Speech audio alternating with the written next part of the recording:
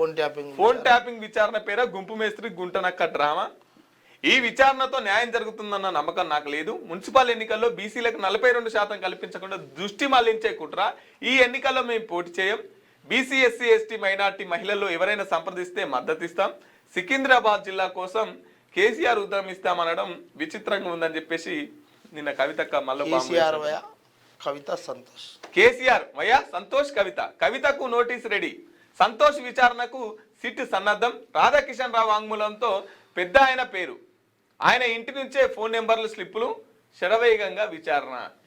ఇది చూడబోతుంటే ఏదో ఏదో ఏదో అయితట్టే ఉంది కానీ నాకైతే ఏం కానట్టే అనిపిస్తాను.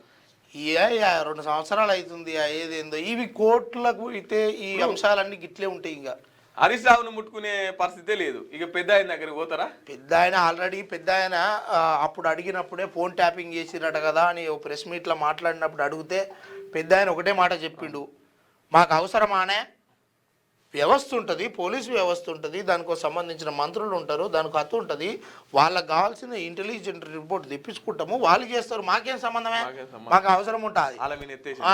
అయిపోయింది అప్పుడే విడిచిపోయి గది మాట్లాడతారే నాతో అన్నాడు. ఇది లొటపీస్ కేసు ఆయన